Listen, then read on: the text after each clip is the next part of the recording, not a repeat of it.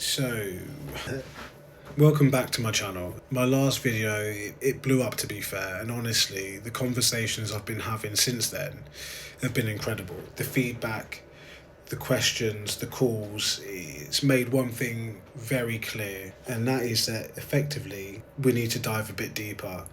So today I'm giving you a fuller, more clearer, more strategic version of what we went through last time about what it actually takes to open a children's home in the UK. A registered children's home with Ofsted. How to do it quickly and with a strong foundation, because I think that's key, to be perfectly honest. So if you're ready to open a home, or you're even just thinking about it, this video will give you the roadmap, the business plan, the financial forecasting, you're recruiting your registered manager and your responsible individual quickly, building a lean team, getting your core policies right.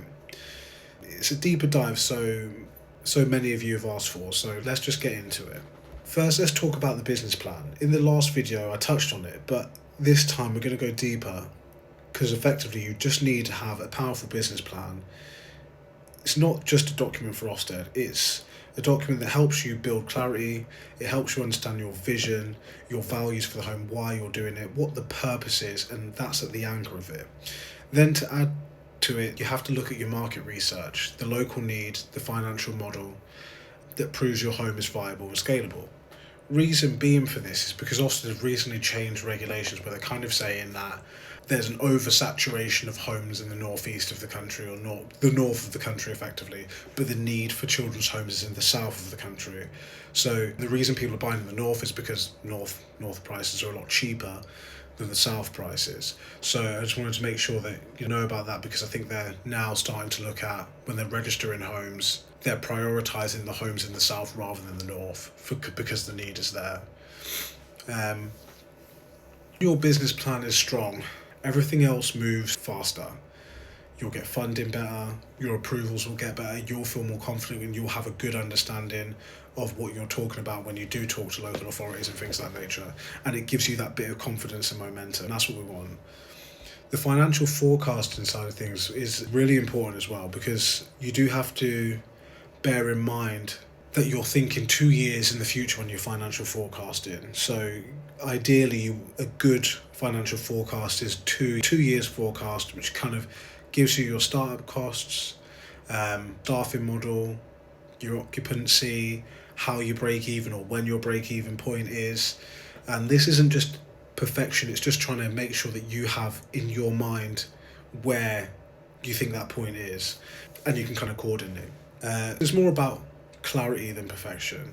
You don't need to know where the money is coming from or where it's going to be or how long you can sustain your home before placements start coming in.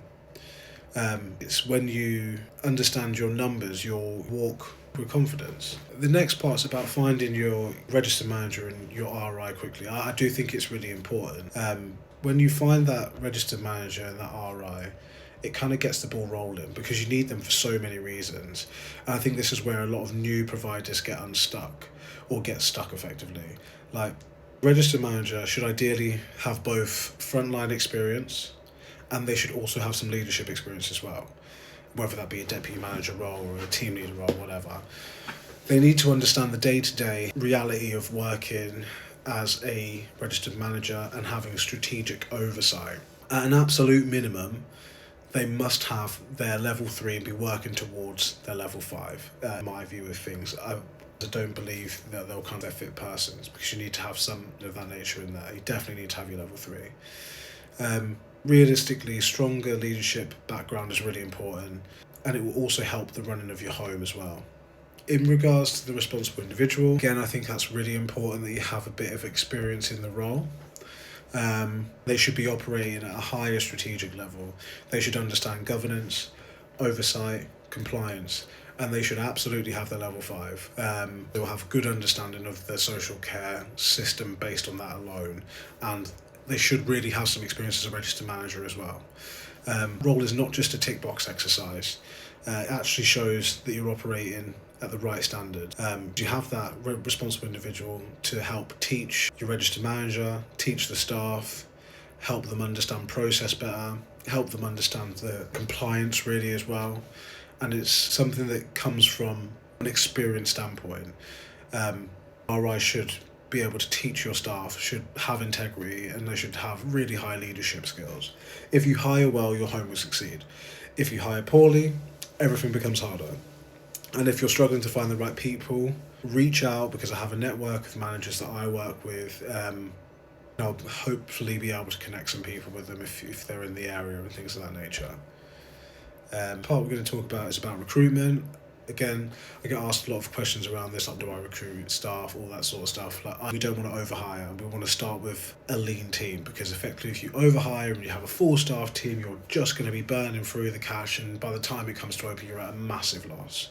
So we want to start with a tight team who are committed, aligned, and ready to grow. That being like, I don't know, say if you've got a 2-bed home, you're looking at your registered manager, your RI before you open, then you're looking at a deputy manager and maybe 2 resi workers as you're opening.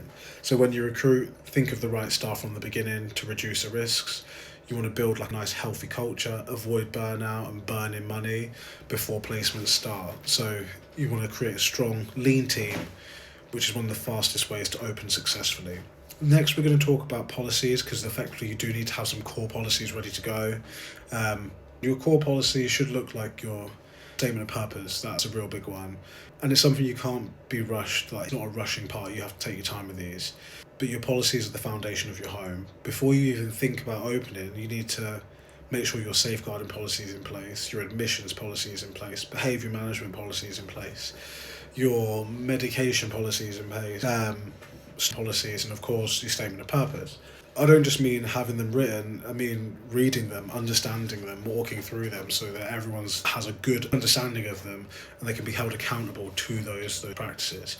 Good policy saves you weeks, bad policies cost you months, and potentially can cost you the home as well. And everything I've talked about here, business plans, forecasting, staffing, policies, I support a lot of new providers with this every single month. I'll pop the link to my website in the description of this video.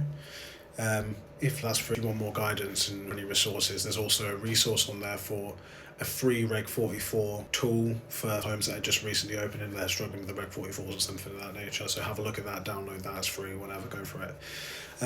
Like I say, from that last video, a lot of people have been contacting me, and you realise there's a bit of a need for something out there to support people who are thinking about moving into it but don't have the right soundboards.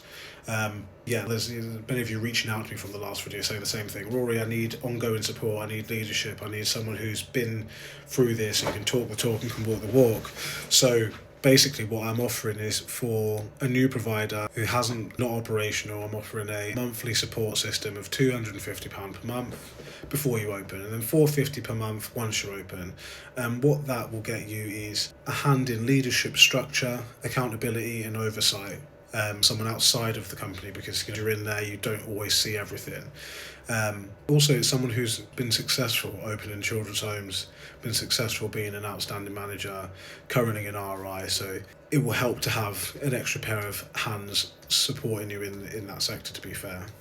Children's home is one of the most meaningful and impactful things you can do, and you don't have to do it alone. Like this, if this video helps, subscribe, drop me a comment, share it with someone who's on the same kind of journey, contact me through the website, my email's on there, and just remember, you need to build it with purpose and build it with integrity, and you know, with some faith, because goddamn, you're going to need some. I'll see you on the next one, or if I get in contact with me, by all means. I'm out.